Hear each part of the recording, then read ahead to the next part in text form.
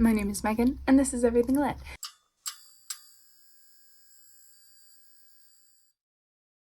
Today, I am finally bringing you my March wrap-up. It's been a little delayed. I was working on that vlog, and I didn't want the vlog to go up after this, because obviously I'm going to talk about the books I read in the vlog, but it's going to be an abbreviated, shortened final thoughts. I read 13 books in March, and half of them, over half, were library books, which is great for the library, not so great for the owned TBR that is staring at me being like, girl, why did you buy me if you're not going to read me? In March, I did pull some things from my little TBR jar. I did not in April. I picked poetry and I read Post-Colonial Love Poem by Natalie Diaz. I'll talk about that in a second.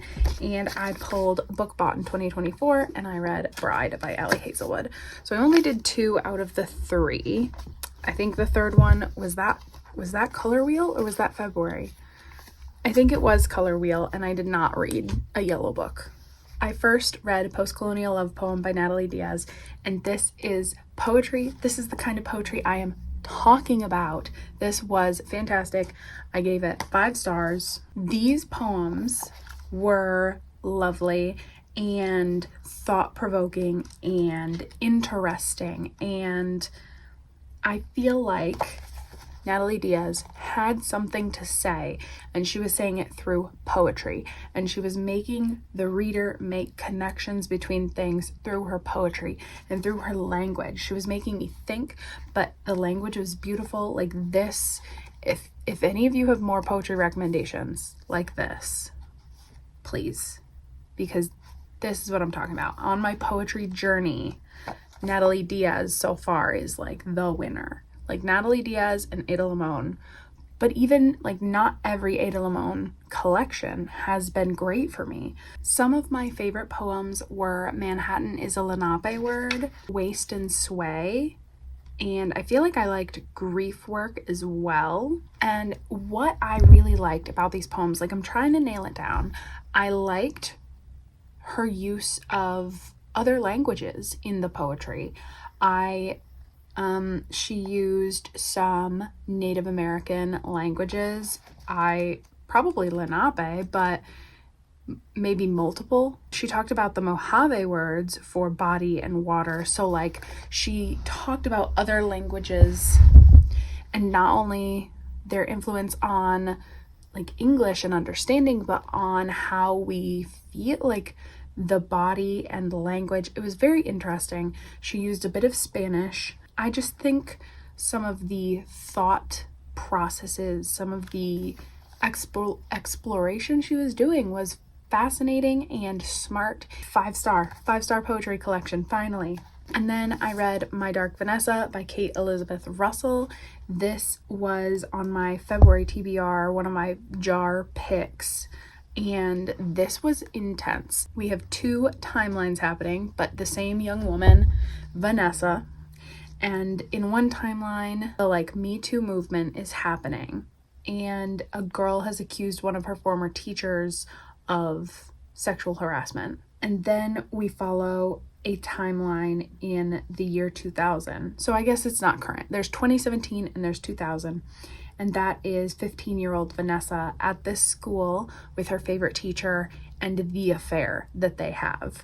And we get her point of view when she was 15 and then how she is grappling with this at like 32. The way that we talk about relationships and relationship imbalances, and oh my goodness, I couldn't stop reading it. It was just compulsive. I needed to know what happened. I needed to read about Vanessa, and oh my gosh, in the back, one of the things that the author says, like her PhD, like her writing workshops in either master's or PhD classes told her to make this from the man's point of view because it would be more interesting from the man's point of view. Absolutely not. Thank goodness she didn't listen to them, because this is the kind of story that really complicates and gives depth to the struggles women go through, because you are so many things to so many people, but what are you to yourself, and how do you see yourself, and how does that complicate like victimhood and the idea of the perfect victim, or the, you know, the palatable victim, or the person who asked for it, or the seducer who, that, like, it was just so fascinating, an exploration of trauma and victimhood and the way young girls think. And like, it felt too real, like too real. I think it also really, because Vanessa as her 15-year-old self is so fully realized as a teenager, dealing with teenage things and thoughts and feelings, it is only a matter of time and place that young women don't get preyed upon, or having the right support systems, having someone vigilant enough. Because like, this English teacher introduces her to the book Lolita, and she thinks it is so romantic and she loves it. And I didn't read Lolita until I was like a fully grown adult, and I was horrified by it.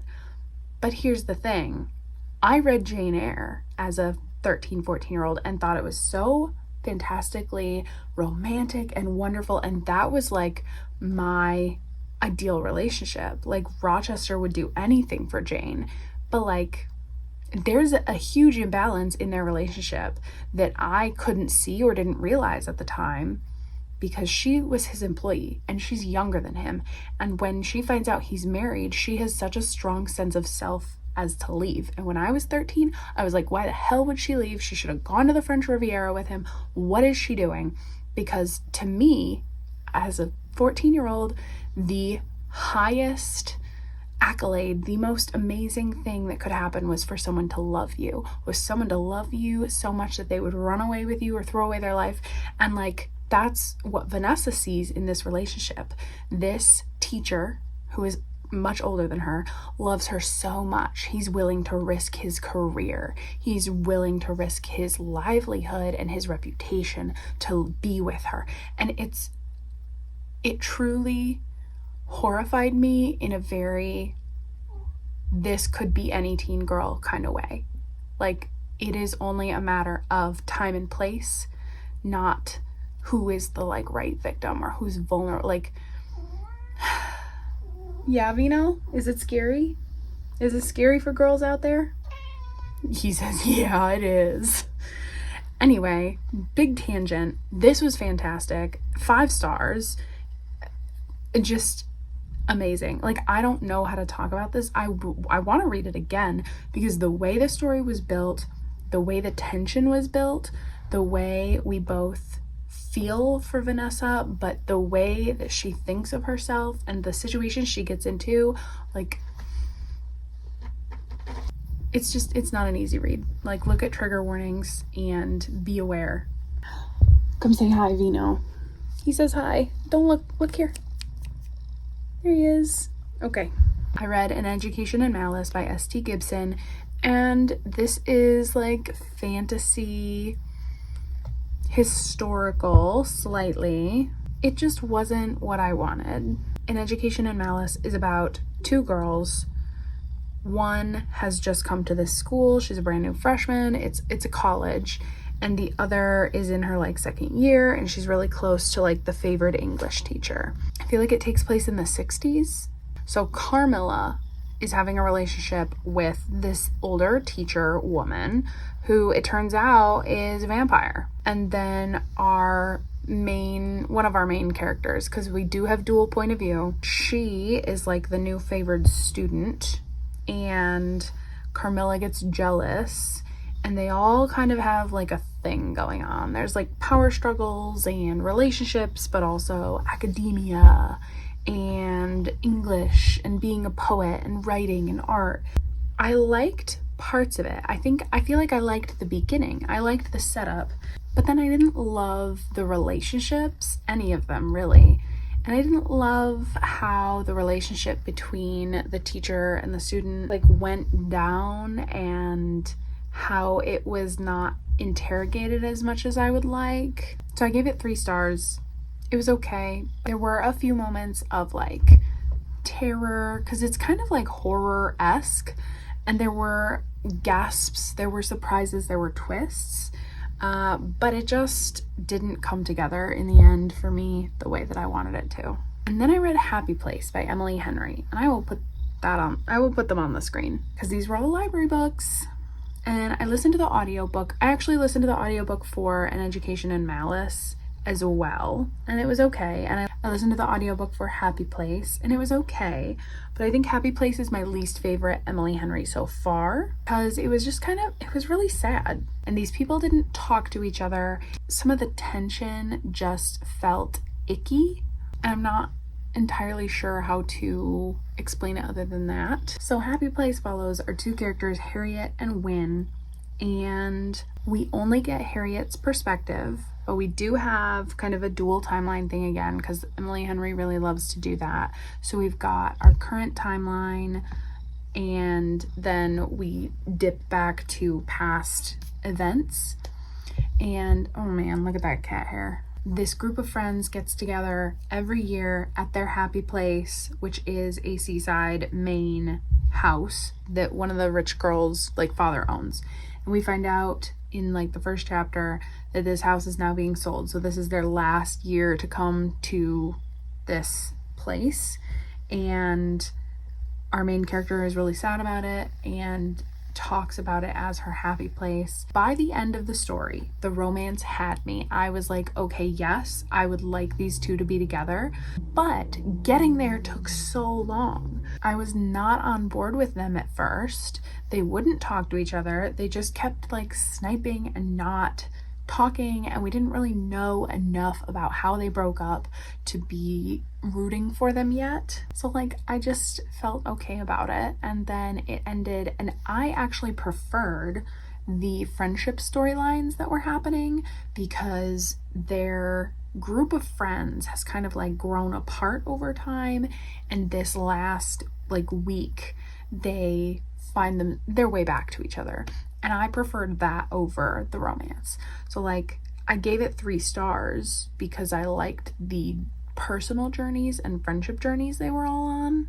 And then I read Mother-Daughter Murder Night by Nina Simon. And that was a really fun, cozy mystery. I don't know why it isn't classified as a cozy. It might be.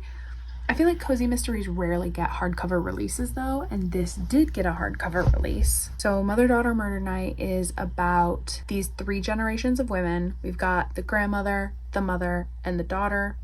And the grandmother is a badass real estate agent. After her divorce, she pulled herself up by her bootstraps, made a bunch of money. She and her daughter don't get along. They don't have a great relationship. Her daughter lives out on this slough with water and in this small house by the water in California. And then the granddaughter is working at a kayak rental place and does tours on the water. And at the beginning of the book, the grandmother has to move in with her daughter for health reasons, and she's bored as heck, and her granddaughter gets implicated in a murder. And so the grandmother is well, I'm gonna solve this. I'm gonna prove her innocent, and we're gonna work together and figure it out. And it just was so funny. The characters were well built and well developed, and I really felt for them, and I wanted them to fix their relationships. And they all wanted kind of the same thing, but they couldn't talk about it that way. They didn't know that they all wanted the same thing. And seeing these 3 women come together and be powerful together was just fantastic.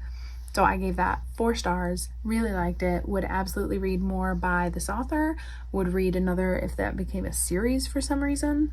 And then I read Piglet by Lottie Hazel, which I was so excited about, and it was so painfully English, as in British English. The way that this book was both pretentious and inaccessible, I don't know how to talk about this because I was so disappointed. And I lived in England for 6 months, and 4 months, and then 6 months. So a total of 10 months spent in England. And if I had lived in England while I read this book, I couldn't have finished it. There's no way. I would have been it's too painfully English. It's hurting me. Everything is repressed. Nothing is talked about. The main character just wants to like be rich or be posh and totally abandons her family and wants to distance herself from them because they're embarrassing. Like, girl, how old are you? You should have grown out of this. Your parents are only embarrassing when you're 15. You're in your 30s. What are you doing? And like, it would be one thing if her parents were like kind of shitty or something, but they didn't seem like abusive or shitty, or like a little bit, but like the normal amount that parents are. Not abandon them and make a new life and don't ever invite them to your house. Kind of awful. And especially considering the ending. Like, this girl was so concerned with the way things looked from the outside, making her life look good. It was so surface level. Everything was surface level. The story itself was surface level. Our main character was surface level. Everything was on the surface. Her fiance tells her something like a week or so, like a couple weeks before their wedding. He tells her something. And then she like kind of grapples with this thing and is deciding whether or not to go forward with the wedding, and like does decide to keep going forward with the wedding. And the thing that drove me the most insane, the thing that made me like, I actually hate this book. Do I hate it? I kind of hate it. Was that we never find out what her fiance did. We never find out the betrayal that he told her about. That is the one thing that maybe the author was trying to be like, does she deserve this betrayal because she's fat? Like, does she, like, okay, we didn't see enough of their relationship before this betrayal, though, to really decide whether or not to root for this as a romance. We don't know what the betrayal is, so we have no idea if she is acting, like, we have no idea if her reaction is outlandish and over the top and beyond what it should be for his indiscretion. And we have no, like, we just, without knowing what he's done, how can I judge him? Never. Through the whole book. That's why I kept reading, was to figure out what he'd done. And we never find out. What are you doing? It made me feel icky. And at one point, because it was so like up in the air about what he'd done, I was like, is he actually an alien though? Like, is he an alien and he like revealed himself to her and she has to decide whether she's marrying an alien? And then I was like, no, that's crazy. And then it would say something like, when he was above her and said blah, blah, blah. Like, what's going on here? And the other pretentious thing is, like, you'd have the chapter and then there would be like in italics some little like something about her feelings, and I just didn't see why those parts had to be in italics. I didn't see why they were necessary or needed or what they were doing for the story. Our main character is like getting offered a promotion and she's blowing it off, and just, it was just weird and not good. I did not enjoy it. I gave Piglet 2 stars, and I'm sad because I thought it was going to be so good. And then I read Bride by Ali Hazelwood. This is my first Ali Hazelwood. This is a romance with fantastical elements. We've got wares, vampires, and humans, and they all kind of live in the same relative area, but then you have, there's a lot of politics in this because the wares and the vampires do not get along, and for a long time the vampires and the humans have had a alliance against the wares, but now someone new has been put into power for the humans, and they're trying to like talk with the wares. And our main character, Misery, is gonna marry a were, an alpha, the alpha of the pack, to like cement this vampire were, what do you call it, alliance. There is a mystery element to this that I did like. I liked our main character.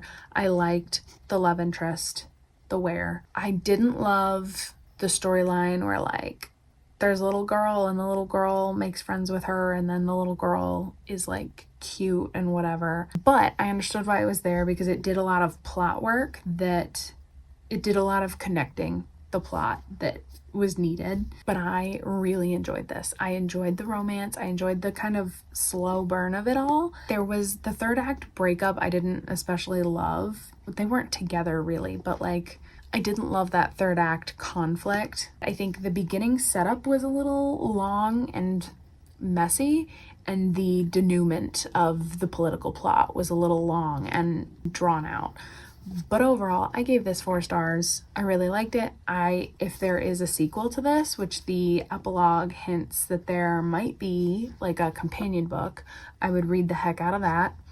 And I will read more Allie Hazelwood because 1, I have one on my shelf, and 2, I like this. There is definitely something about her writing that is very bingeable. Although there's also something about her writing that, like, the first 2 or 3 chapters, it took me a second to acclimate because of the amount of quirk there, the voice.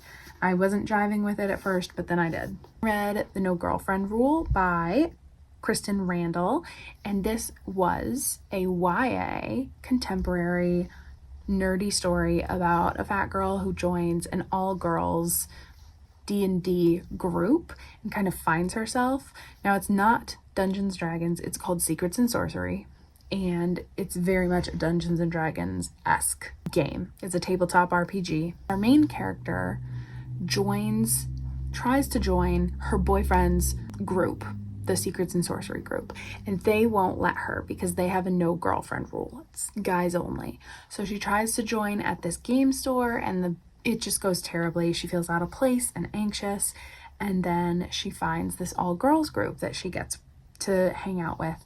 And the friendships in this were so fun. It was so high school.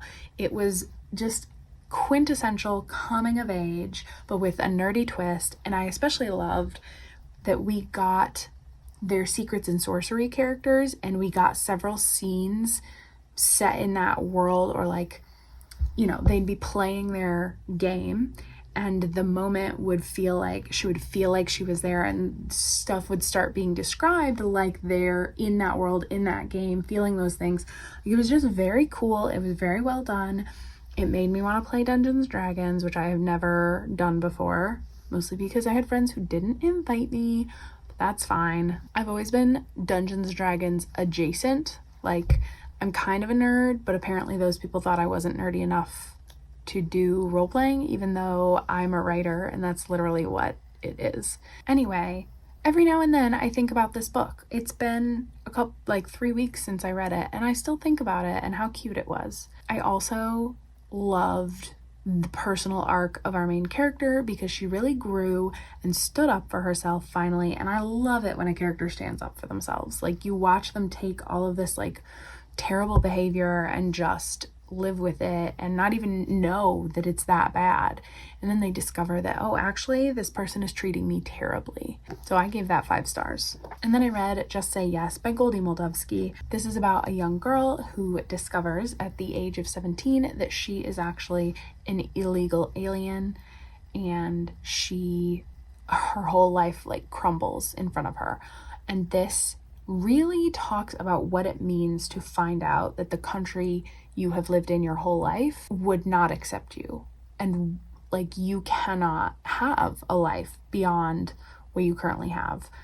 Like, she can't get a driver's license, she can't go to college, she can't get a well-paying job because she doesn't have a social security card or a social security number. Like, the amount of things that are barred to her that she is just finding out about it's brutal. And I think that is one of the aspects that this book does the best, is really showing how the system works against these people. This takes place in 2006/7. The setting, like the cultural setting, was really interesting. It's set in New York City. And so our main character, Jimena, decides that she's going to get a green card by finding a husband. She's going to marry someone and she's going to be a US citizen when she is 18. This story was like really sad, but also hopeful, but also the romance that was built was super cute, and I really liked it. But I think the discussions that this opens up are good, I think the writing was good. Everything came together in the end. I do think her personal journey was good, and I didn't love the way it ended, even though I feel like it couldn't really end any other way. My feelings about this book are complicated because I think it did so much so well. So I ended up giving this 4 stars. It's not my favorite Goldie Moldavsky, but I think it's important. And then we have reached the library book blitz. So I read The Woman in the Library by Sulari Gentile. I gave that 5 stars. This is a mystery with a story within a story within a story. So you've got a story where man is writing letters to an author. He's also a writer, and they kind of get crazy. And then you have the writer's work as the chapter, the story that she is writing, which is about 4 people who meet in a library, and they come together because they hear a woman scream, and then a woman is found dead, and they kind of become friends because they want to figure out what's going on. And I really liked that those 2 storylines happening, and the way that it was written, where these letters, Leo is writing to our main character about the pages that she has sent him. And so we read a chapter that she sent him, and then we read his like critique of it. I think that was cool and well done. And the 2 plot lines, the way things escalated, it was really fun. I gave it 5 stars. And then I read Don't Want You Like a Best Friend by Emma R. Albin. This is a romance. I also gave it 5 stars. It is sapphic, and it is cute, and it is historical. And there are actually 2 romances to root for, because these 2 girls meet at a ball. They are trying to find husbands. It is the season during Regency era England, and their parents used to know each other. We discover that. They try to get their parents together, which throws them together, makes them spend more time together, and they find out they like each other and they don't want to have to marry men. And the angst in the middle, if you like pining, this is the book for you. I loved it. I think the pacing is a little off for me. I wish it had been a little more of a slow burn, but it got me in the end. I liked it. And then I read The Spy and I by Tiana Smith. This is another romance about a woman who gets entangled in this spy plot because she finds out her twin sister is a spy, and she's on the run. The CIA is after her. I liked the spy plotline and the action plotline. I did not care for the romance. It felt forced. It felt kind of fake, and the ending was just a little too cutesy. Like, I get it. I get what it's doing. It's a rom-com, but the action plot was the better part for me. So I gave it 3 stars. And finally, I read Grief is for People by Sloane Crosley, and this is a memoir about Sloane and a friend that she had who killed himself. Her dealing with that grief in like 2019 and 2020 was an exploration of her grief that incorporated the things around her. Like, it starts out with her jewelry being stolen, because she kind of, those 2 acts go together, her jewelry being stolen and her friend dying because they happened a month apart. And I think it was a good exploration of grief. It was very personal to her. I think it lost me a little bit at the end because of my issues with New York City and the way she was writing about New York City and why people move there and that kind of thing. So it was a really good memoir, but because it lost me for part of it, I didn't identify. I don't like New York. So I ended up giving this 4 stars. So those were the 13 books that I read in March. A lot of them. And you know what? I had a lot of 5 stars. So let me know if you've read any of these books, if you liked them, if you didn't like them. So thank you for watching. If you liked this video, you could click that like button. You could subscribe to me, but really, you can do whatever you want. And I'll see you next time.